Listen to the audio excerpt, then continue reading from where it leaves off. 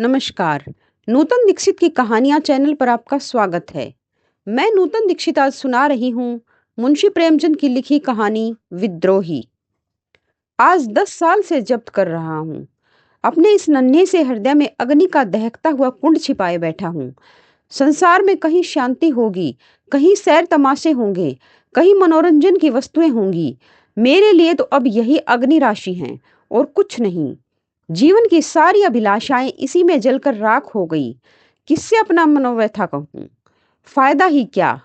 जिसके भाग्य में रुदन, अनंत रुदन हो, उसका मर जाना ही अच्छा।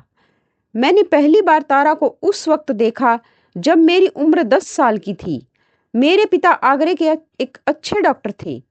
लखनऊ में मेरे एक चचा रहते थे। उन्होंने वकालत में काफी धन कमाया था। मैं उन दिनों चचा ही के साथ रहता था। चचा के कोई संतान न थी, इसलिए मैं ही उनका वारिस था। चचा और चची दोनों मुझे अपना पुत्र समझते थे। मेरी माता बचपन में ही सिधार चुकी थी। मातृ स्नेह का जो कुछ प्रसाद मुझे मिला वह चची जी ही की भिक्षा थी। वही भिक्षा मेरे उस मातृ प्रेम से वंचित बालपन की सारी विभूति थी। चचा साहब के पड़ोस में हमारी बिरादरी के एक बाबू साहब और रहते थे। वह रेलवे विभाग में किसी अच्छे ओहदे पर थे। 200-250 रुपए पाते थे। नाम था विमल चंद्र। तारा उन्हीं की पुत्री थी। उस वक्त उसकी उम्र 5 साल की होगी। बचपन का वह दिन आज भी आंखों के सामने है, जब तारा एक फ्रॉक पहने, बालों में एक गुलाब का फूल गुथे हुए मेरे सामने आकर खड़ी हो गई। कह नहीं सकता क्यों मैं उसे देखकर झेंप सा गया। मुझे वह देव कन्या सी मालूम हुई, जो उषा काल के सौरभ और प्रकाश से रंजित आकाश से उतर आई हो। उस दिन से तारा अक्सर मेरे घर आती। उसके घर में खेलने की जगह न थी। चचा साहब के घर के सामने लंबा चौड़ा मैदान था, वहीं वह खेला करती। धीरे धीरे मैं भी उससे मानुस हो गया। मैं जब स्कूल से लौटता तो तारा दौड़कर मेरे हाथों से किताबों का बस्ता ले लेती। जब मैं स्कूल जाने के लिए गाड़ी पर बैठता तो वह भी आकर मेरे पास बैठ जाती। एक दिन उसके सामने चची ने चचा जी से कहा, तारा को मैं अपनी बहू बनाऊंगी। क्यों कृष्णा, तू तारा से ब्याह करेगा? मैं मारे शर्म के भाग गया, लेकिन तारा वहीं खड़ी रही, मानो चची ने उसे मिठाई देने को बुलाया हो। उस दिन से चचा और चची में अक्सर यही चर्चा होती, कभी सलाह के ढंग से, कभी मजाक के ढंग से। उस अवसर पर मैं तो शर्मा कर बाहर भाग जाता था, पर तारा खुश होती थी।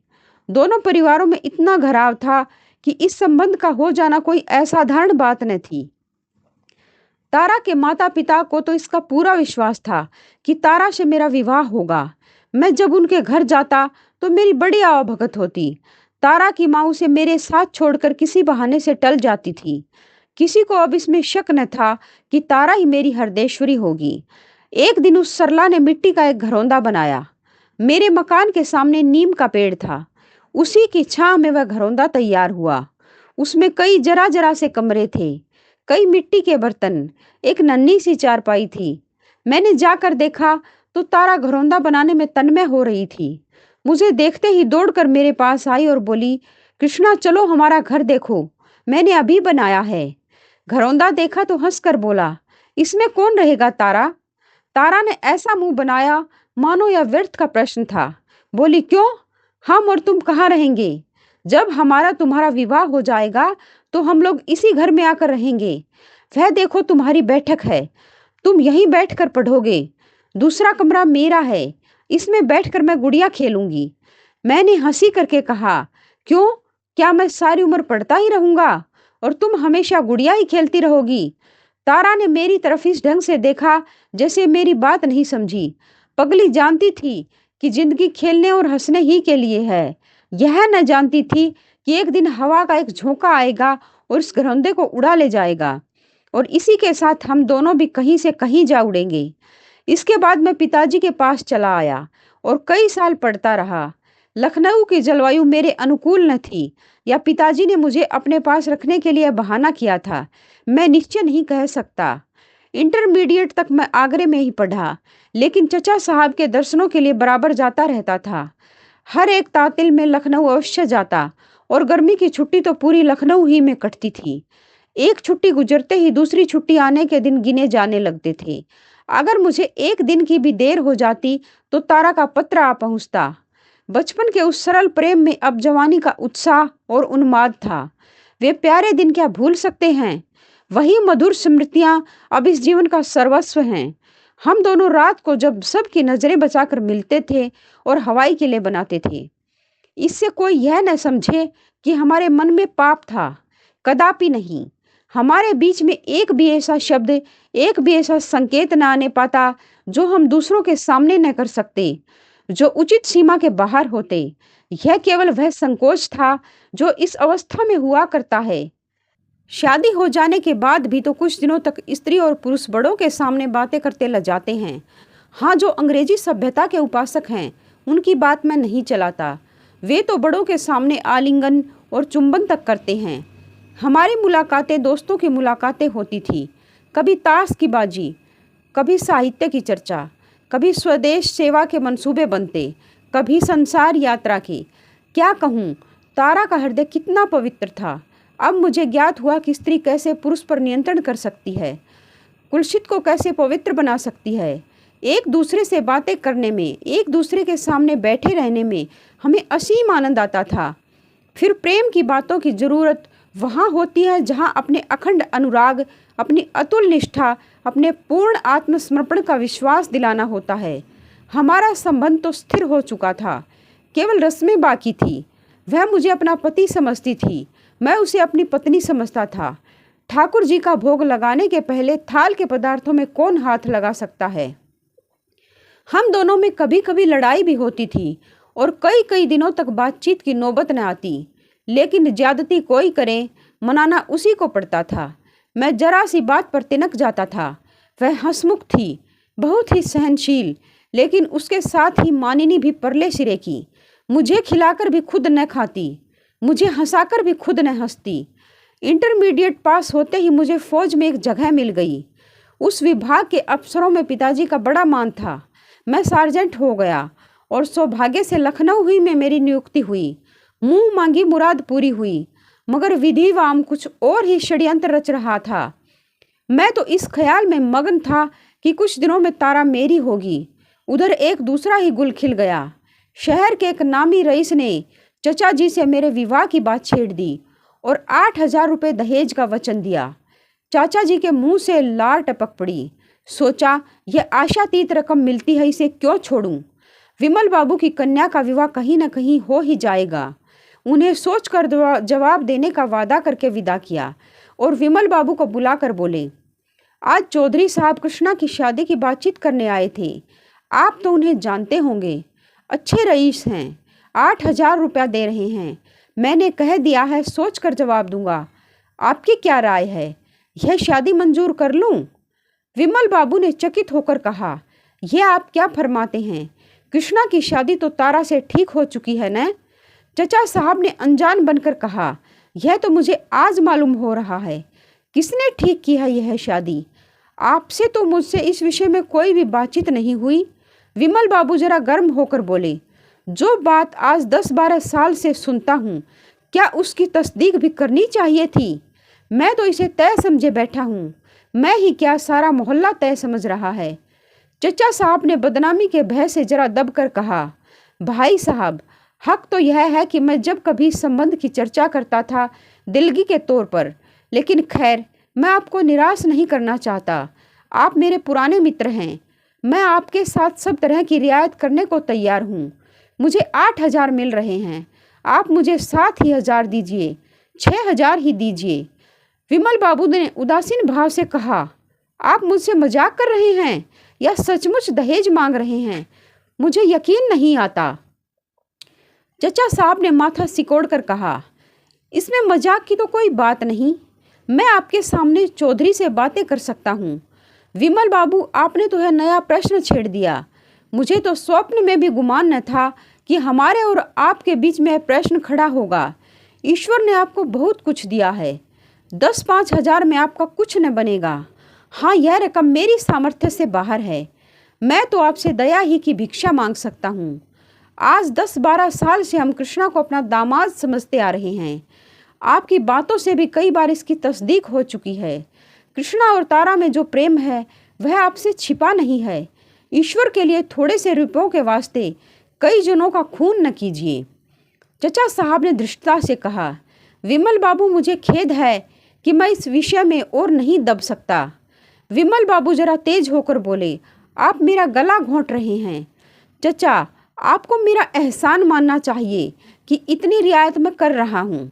विमल, क्यों न हो, आप मेरा गला घोंटे और मैं आपका एहसान मानूं? मैं इतना उदार नहीं हूँ। अगर मुझे मालूम होता कि आप इतने लोभी हैं तो आपसे दूर ही रहता। मैं आपको सज्जन समझता था। अब मालूम हुआ कि आप भी कौड़ियों के गुलाम हैं। जिसकी नगाह में मुरवत नहीं, जिसकी बातों का कोई विश्वास नहीं, उसे मैं शरीफ नहीं कह सकता। आपको अख्तियार है, कृष्णा बाबू की शादी जहाँ चाहे करें, लेकिन आपको हाथ न मलना पड़े तो कहिएगा। तारा का विवाह तो कहीं न कहीं हो ही जाएगा और ईश्वर ने चाहा तो किसी अच्छे ही घर में होगा। संसार में सज्जनों का अभाव नहीं है, मगर आपके हाथ अपयश के सिवा कुछ न लगेगा। चचा साहब ने तोरियां चढ़ाकर कहा, अगर आप मेरे घर में न होते तो इस अपमान का कुछ जवाब देता। विमल बाबू ने छड़ी उठा ली और कमरे से बाहर जाते हुए कहा, आप मुझे क्या जवाब देंगे? आप जवाब देने के योग्य ही नहीं हैं। उसी दिन शाम को जब मैं बैरक से आया और जलपान करके विमल बाबू के घर जाने लगा तो चची ने कहा, कहाँ जाते हो? विमल बाबू से और तुम्हारे चचा जी से आज एक झड़प हो गई। मैंने ठिठक कर ताज्जुब के साथ कहा, झड़प हो गई? किस बात पर? चची ने सारा का सारा वृत्तांत कह सुनाया और विमल को जितने काले रंगों में रंग सकी रंगा। तुमसे क्या कहूँ बेटा, ऐसा मुंह फट तो आदमी ही नहीं देखा। हजारों ही गालियाँ दी, लड़ने पर आमादा हो गया। मैंने 1 मिनट तक सन्नाटे में खड़े रहकर कहा, अच्छी बात है, वहाँ न जाऊँगा, बैरक जा रहा हूँ। चची बहुत रोई चिल्लाई, पर मैं एक क्षण भी न ठहरा। ऐसा जान पड़ता था जैसे कोई मेरे हृदय में भाले भौंक रहा है। घर से बैरक तक पैदल जाने में शायद मुझे 10 मिनट से ज़्यादा न लगे होंगे। बार बार जी जुझलाता था, चचा साहब पर नहीं, विमल बाबू पर भी नहीं, केवल अपने ऊपर। क्यों मुझ में इतनी हिम्मत नहीं है कि जाकर चचा साहब से कह दूं, कोई मुझे लाख रुपए भी दे तो शादी न करूंगा। मैं क्यों इतना डरपोक, इतना तेजहीन, इतना दब्बू हो गया? इसी क्रोध में मैंने पिताजी को एक पत्र लिखा और वह सारा वृत्तांत सुनाने के बाद अंत में लिखा, मैंने निश्चय कर लिया है कि कहीं शादी न करूंगा, चाहे आपकी अवज्ञा ही क्यों न करनी पड़े। उस आवेश में न जाने क्या क्या लिख दिया, अब याद भी नहीं। इतना ही याद है कि 10-12 पन्ने 10 मिनट में लिख डाले थे। संभव होता तो मैं यही सारी बातें तार से भेजता। 3 दिन मैंने बड़ी व्यग्रता के साथ काटे, उसका केवल अनुमान किया जा सकता है। सोचता, तारा अपने मन में कितना नीच समझ रही होगी। कई बार जी में आया कि चलकर उसके पैरों पर गिर पड़ूं और कहूँ, देवी मेरा अपराध क्षमा करो, चचा साहब के कठोर व्यवहार की परवाह न करो, मैं तुम्हारा था और तुम्हारा हूँ। चचा साहब मुझसे बिगड़ जाएं, पिताजी घर से निकाल दें, मुझे किसी की परवाह नहीं है, लेकिन तुम्हें खोकर मेरा जीवन ही खो जाएगा। तीसरे दिन पत्र का जवाब आया। रही सही आशा भी टूट गई। वही जवाब था जिसकी मुझे शंका थी। लिखा था, भाई साहब मेरे पूज्य हैं, उन्होंने जो निश्चय किया है उसके विरुद्ध मैं एक शब्द भी मुंह से नहीं निकाल सकता और तुम्हारे लिए भी यही उचित है कि उन्हें नाराज न करो। मैंने उस पत्र को फाड़कर पैरों से कुचल दिया और उसी वक्त विमल बाबू के घर की तरफ चला।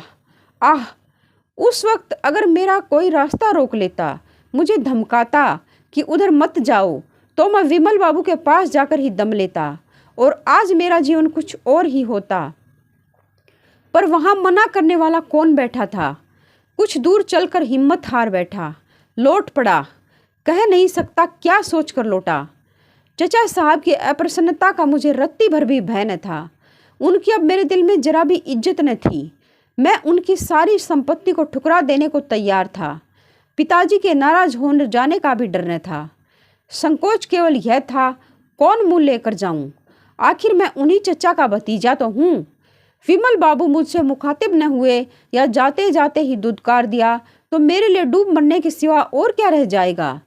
सबसे बड़ी शंका यह थी कि कहीं तारा ही मेरा तिरस्कार कर बैठे तो मेरी क्या गति होगी। हाय आंधे तारा, निष्ठुर तारा, अबोधा तारा, अगर तूने उस वक्त 2 शब्द लिखकर मुझे तसल्ली दे दी होती तो आज मेरा जीवन कितना सुखमय होता। तेरे मौन ने मुझे मटिया मेट कर दिया, सदा के लिए, आह सदा के लिए। 3 दिन फिर मैंने अंगारों पर लोट लोट कर काटे। ठान लिया था कि अब किसी से न मिलूंगा। सारा संसार मुझे अपना शत्रु सा दिखता था। तारा पर भी क्रोध आता था। चचा साहब की तो सूरत से मुझे घृणा हो गई थी। मगर तीसरे दिन शाम को चचा जी का रुक्का पहुंचा, मुझसे आकर मिल जाऊं। जी मैं तो आया, लिख दूं, मेरा आपसे कोई संबंध नहीं। आप समझ लीजिए मैं मर गया। मगर फिर उसके स्नेह और उपकार की यादें आ गई। खरी खरी सुनाने का भी अच्छा अवसर मिल रहा था। हृदय में युद्ध का नशा और जोश भरे हुए मैं चचा जी की सेवा में पहुंच गया। चचा जी ने मुझे सिर से पैर तक देखकर कहा, क्या आजकल तुम्हारी तबीयत अच्छी नहीं है? आज राय साहब सीताराम तशरीफ लाए थे, तुमसे कुछ बातें करना चाहते हैं। कल सवेरे मौका मिले तो चले आना, या तुम्हें लौटने की जल्दी न हो तो मैं इसी वक्त बुला भेजूं। मैं समझ तो गया कि यह राय साहब कौन हैं, लेकिन अनजान बनकर कहा, क्या राय साहब कौन हैं? मेरा तो उनसे परिचय नहीं है। चचा जी ने लापरवाही से कहा, अजी ये वही महाशय हैं जो तुम्हारे ब्याह के लिए घेरे हुए हैं। शहर के रईस और कुलीन आदमी हैं। लड़की भी बहुत अच्छी है, कम से कम तारा से कई गुनी अच्छी। मैंने हाँ कर लिया है। तुम्हें भी जो बातें पूछनी हो उनसे पूछ लो। मैंने आवेश के उमड़ते हुए तूफान को रोककर कहा, आपने नाहक हाँ की। मैं अपना विवाह नहीं करना चाहता। चचा जी ने मेरी तरफ आंखें फाड़ कर कहा, क्यों? मैंने उसी निर्भीकता से जवाब दिया, इसलिए कि मैं इस विषय में स्वाधीन रहना चाहता हूँ। चचा साहब ने जरा नम्र होकर कहा, मैं अपनी बात दे चुका हूँ, क्या तुम्हें इसका कुछ ख्याल नहीं? मैंने उद्दंडता से जवाब दिया, जो बात पैसों पर बिकती है उसके लिए मैं अपनी जिंदगी नहीं खराब कर सकता। चचा साहब ने गंभीर भाव से कहा, यह तुम्हारा आखिरी फैसला है? जी हाँ, आखिरी। पछताना पड़ेगा। आप इसकी चिंता न करें, आपको कष्ट देने न आऊँगा। अच्छी बात है। यह कहकर वह उठे और अंदर चले गए। मैं कमरे से निकला और बैरक की तरफ चला। सारी पृथ्वी चक्कर खा रही थी। आसमान नाच रहा था और मेरी देह हवा में उड़ी जाती थी। मालूम होता था पैरों के नीचे की जमीन है ही नहीं। बैरक में पहुंचकर मैं पलंग पर लेट गया और फूट फूट कर रोने लगा। माँ बाप, चाचा चाची, धन दौलत सब कुछ होते हुए भी मैं अनाथ था। उफ, कितना निर्दयाघात था। सवेरे हमारे रेजिमेंट को देहरादून जाने का हुक्म हुआ। मुझे आंखें सी मिल गई। अब लखनऊ काटे खाता था। उसके गली कूचों तक से घृणा हो गई थी। एक बार जी में आया चलकर तारा से मिल लूं, मगर फिर वही शंका हुई, कहीं वह मुखातिब न हुई तो। विमल बाबू इस दशा में मुझसे उतना ही स्नेह दिखाएंगे जितना अब तक दिखाते आए हैं, इसका मैं निश्चय न कर सका। पहले मैं एक धनी परिवार का दीपक था, अब एक अनाथ युवक जिसे मजूरी के सिवा और कोई अवलंबन नहीं था। देहरादून में अगर कुछ दिन में शांति से रहता तो संभव था मेरा आहत हृदय संभल जाता और वह विमल बाबू को मना लेता। लेकिन वहां पहुंचे 1 सप्ताह भी न हुआ था कि मुझे तारा का पत्र मिल गया। पते को देखकर मेरे हाथ कांपने लगे, समस्त देह में कंपन सा होने लगा। शायद शेर को सामने देखकर मैं इतना भयभीत न होता। हिम्मत ही न पड़ती थी कि उसे खोलूं। वही लिखावट थी, वही मोतियों की लड़ी, जिसे देखकर मेरे लोचन तृप्त से हो जाते थे, जिसे चूमता था और हृदय से लगाता था। वही काले अक्षर आज नागिनों से भी ज्यादा डरावने मालूम होते थे। अनुमान कर रहा था कि उसने क्या लिखा होगा, पर अनुमान की दूर तक दौड़ भी पत्र के विषय तक न पहुंच सकी। आखिर एक बार कलेजा मजबूत करके मैंने पत्र खोल डाला। देखते ही आंखों में अंधेरा छा गया। मालूम हुआ किसी ने शीशा पिघला कर पिला दिया। तारा का विवाह तय हो गया था। शादी होने में कुल 24 घंटे बाकी थे। उसने मुझसे अपनी भूलों के लिए क्षमा मांगी थी और विनती की थी कि मुझे भुला मत देना। पत्र का अंतिम वाक्य पढ़कर मेरी आंखों से आंसुओं की झड़ी लग गई। लिखा था, यह अंतिम प्यार लो। अब आज से मेरे और तुम्हारे बीच में केवल मैत्री का नाता है, मगर कुछ और समझूं तो वह अपने पति के साथ अन्याय होगा, जिसे शायद तुम सबसे ज्यादा नापसंद करोगे। बस इससे अधिक और न लिखूंगी। बहुत अच्छा हुआ कि तुम यहाँ से चले गए। तुम यहाँ रहते तो तुम्हें भी दुख होता और मुझे भी। मगर प्यारे, अपनी इस अभागिन तारा को भूल न जाना। तुमसे यही अंतिम निवेदन है। मैं पत्र को हाथ में लिए लिए लेट गया। मालूम होता था छाती फट जाएगी। भगवान, अब क्या करूं? जब तक मैं लखनऊ पहुंचूंगा बारात द्वार पर आ चुकी होगी, यह निश्चय था। लेकिन तारा के अंतिम दर्शन करने की प्रबल इच्छा को मैं किसी तरह न रोक सकता था। वही अब जीवन की अंतिम लालसा थी। मैंने जाकर कमांडिंग ऑफिसर से कहा, मुझे एक बड़े जरूरी काम से लखनऊ जाना है। 3 दिन की छुट्टी चाहता हूँ। साहब ने कहा, अभी छुट्टी नहीं मिल सकती। मेरा जाना जरूरी है। तुम नहीं जा सकते। मैं किसी तरह नहीं रुक सकता। तुम किसी तरह नहीं जा सकते। मैंने और अधिक आग्रह न किया। वहाँ से चला आया। रात की गाड़ी से लखनऊ जाने का निश्चय कर लिया। कोर्ट मार्शल का अब मुझे जरा भी डर न था। जब मैं लखनऊ पहुंचा तो शाम हो गई थी। कुछ देर तक मैं प्लेटफॉर्म से दूर खड़ा खूब अंधेरा हो जाने का इंतजार करता रहा। तब अपनी किस्मत के नाटक का सबसे भीषण कांड देखने चला। बारात द्वार पर आ गई थी। गैस की रोशनी हो रही थी। बाराती लोग जमा थे। हमारे मकान की छत तारा की छत से मिली हुई थी। रास्ता मर्दाने कमरे की बगल से था। चचा साहब शायद कहीं सैर करने गए हुए थे। नौकर चाकर सब बारात की बाहर देख रहे थे। मैं चुपके से जीने पर चढ़ा और छत पर जा पहुंचा। वहां उस वक्त बिल्कुल सन्नाटा था। उसे देखकर मेरा दिल भर आया। हाय, यही वह स्थान है जहां हमने प्रेम के आनंद उठाए थे। यही मैं तारा के साथ बैठकर जिंदगी के मंसूबे बांधता था। यही स्थान मेरी आशाओं का स्वर्ग और मेरे जीवन का तीर्थ था। इस जमीन का एक एक अणु मेरे लिए मधुर स्मृतियों से पवित्र था। पर हाय, मेरे हृदय की भांति आज वह भी उजाड़, सुनसान और अंधेरा था। मैं उसी जमीन से लिपटकर खूब रोया, यहाँ तक कि हिचकियाँ बंध गई। काश उस वक्त तारा वहाँ आ जाती तो मैं उसके चरणों पर सिर रखकर हमेशा के लिए सो जाता। मुझे ऐसा भाषित होता था कि तारा की पवित्र आत्मा मेरी दशा पर रो रही है। आज भी तारा यहाँ जरूर आई होगी। शायद इसी जमीन पर लिपटकर वह भी रोई होगी। उस भूमि से उसके सुगंधित केशों की महक आ रही थी। मैंने जेब से रुमाल निकाला और वहाँ की धूल जमा करने लगा। एक क्षण में मैंने सारी छत साफ कर डाली और अपनी अभिलाषाओं की इस राख को हाथ में लिए घंटों रोया। यही मेरे प्रेम का पुरस्कार है। यही मेरी उपासना का वरदान है। यही मेरे जीवन की विभूति है। हाय रे दुराशा! नीचे विवाह के संस्कार हो रहे थे। ठीक आधी रात के समय वधू मंडप के नीचे आई। अब भांवरें होंगी। मैं छत के किनारे चला आया और वह मर्मांतक दृश्य देखने लगा।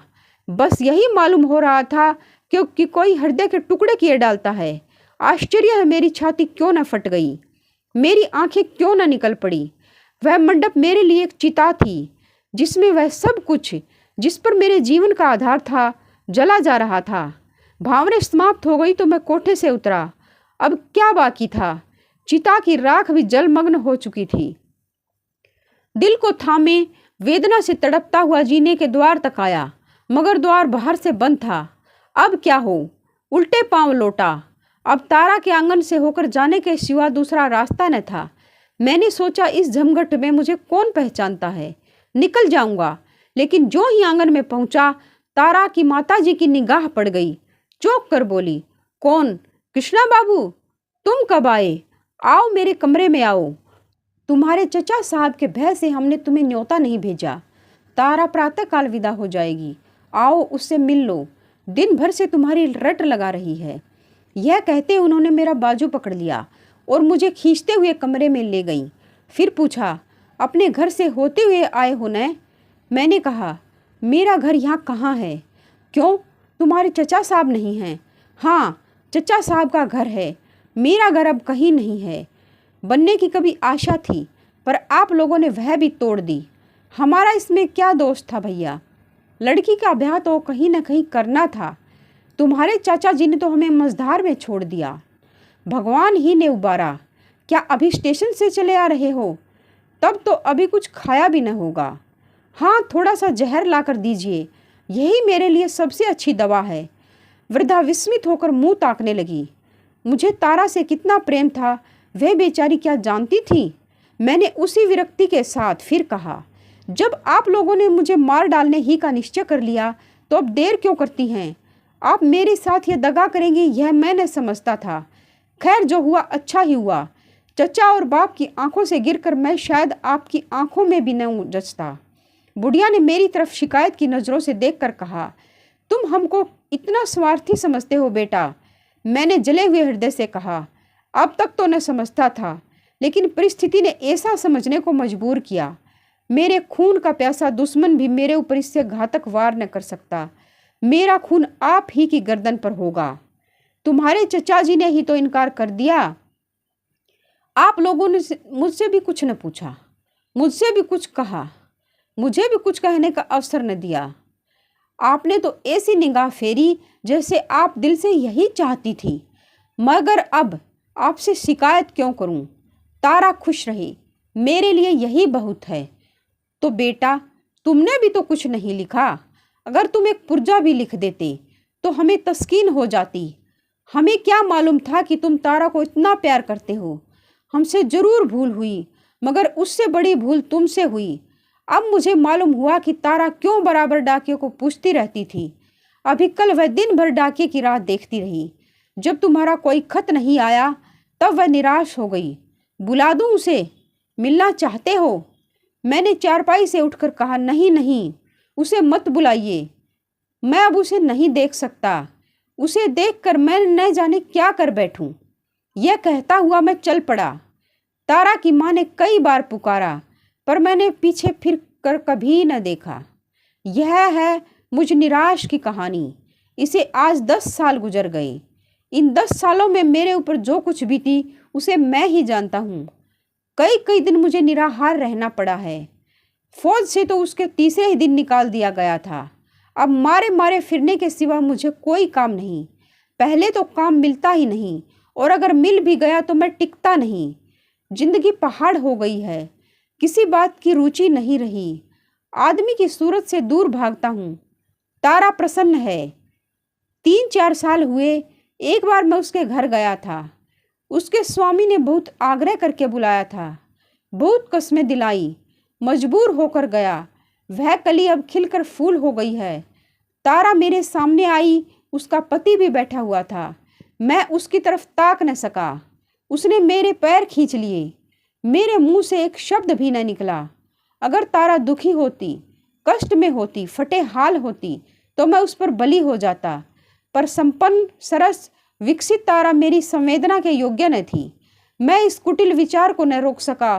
कितनी निष्ठुरता, कितनी बेवफाई। शाम को मैं उदास बैठा वहां जाने पर पछता रहा था कि तारा का पति आकर मेरे पास बैठ गया और मुस्कुरा कर बोला, बाबूजी, मुझे यह सुनकर खेद हुआ कि तारा से मेरे विवाह हो जाने का आपको बड़ा सदमा हुआ। तारा जैसी रमणी शायद देवताओं को भी स्वार्थी बना देती। लेकिन मैं आपसे सच कहता हूँ, अगर मैं जानता कि आपको उससे इतना प्रेम है तो मैं हरगिज आपकी राह का कांटा न बनता। शौक यही है कि मुझे बहुत पीछे मालूम हुआ। तारा मुझसे आपकी प्रेम कथा कह चुकी है। मैंने मुस्कुरा कर कहा, तब तो आपको मेरी सूरत से घृणा होगी। उसने जोश से कहा, इसके प्रतिकूल मैं आपका आभारी हूँ। प्रेम का ऐसा पवित्र, ऐसा उज्जवल आदर्श आपने उसके सामने रखा। वह आपको अब भी उसी मोहब्बत से याद करती है। शायद कोई दिन ऐसा नहीं जाता कि आपका जिक्र न करती हो। आपके प्रेम को वह अपनी जिंदगी की सबसे प्यारी चीज समझती है। आप शायद समझते हो कि उन दिनों को याद करके उसे दुख होता होगा। बिल्कुल नहीं, वही उसके जीवन की सबसे मधुर स्मृतियां हैं। वह कहती है, मैंने अपने कृष्ण को तुम में पाया है। मेरे लिए इतना ही काफी है। आप सुन रहे थे मुंशी प्रेमचंद की लिखी कहानी विद्रोही।